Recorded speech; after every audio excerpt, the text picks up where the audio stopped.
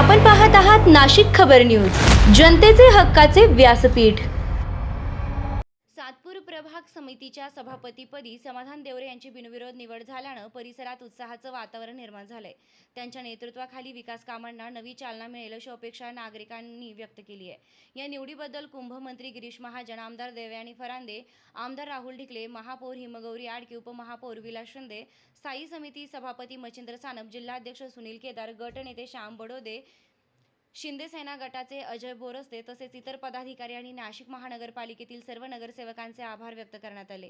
सातपूर विभागातील विकास कामांना गती देण्यासाठी रस्त्यांचं डांबरीकरण व काँक्रिटीकरण, पाणीपुरवठा यंत्रणेचे मजबूतीकरण, नवीन जलवाहिन्या टाकणे, ड्रेनेज व गटार व्यवस्थेची सुधारणा, LED स्ट्रीट लाईट बसविणे, स्वच्छता आणि कचरा व्यवस्थापन सुधारणा, नदीकाठ स्वच्छता, गॅबियन वॉल उभारणी, सार्वजनिक शौचालये व सुविधा केंद्रांची निर्मिती तसेच वाहतूक आणि पार्किंग व्यवस्थेवर विशेष भर दिला जाणार आहे। आगामी कुंभमेळ्याच्या पार्श्वभूमीवर ही सर्व कामे वेळेत आणि गुणवत्तापूर्ण करण्यासाठी प्रशासन आणि लोकप्रतिनिधी एकत्रितपणे कार्य करतील असा विश्वास व्यक्त करण्यात आला आहे। समाधान देवरे यांच्या बिनविरोध निवडीमुळे सातपूर विभागात नव्या विकास पर्वाची सुरुवात झाल्याची भावना नागरिकांमध्ये व्यक्त होत आहे।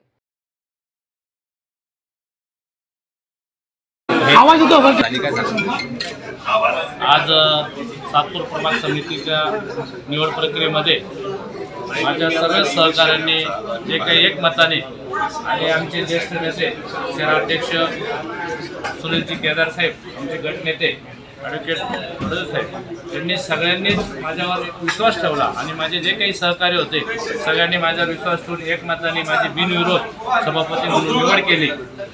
आमचा सातपूर हा गेल्या 4 वर्षापासून प्रशासकीय राजवट असल्यामुळं बऱ्यापैकी आमचे जे काही कामं स्थगित झालेले आहेत, परंतु मी सगळ्या सहकाऱ्यांना, सर्व माझे जे काही सहकाऱ्यांना एक आश्वासित करतो की हा सातपूरचा विकास, माझ्या आईने सांगितलं की आपल्या सगळ्यांना मिळून सगळे पक्ष एकत्र करून आपल्या शिवसेना आणि भारतीय जनता पार्टी यांची जे युती ते सगळे नगरसेवक एकत्र करून आपण सातपूरचा विकास हाच एक आमचं ध्येय राहणार आहे। स्वच्छता आणि विकास हे मी ध्येय ठेवून पुढील कामकाज चालू करणार आहे।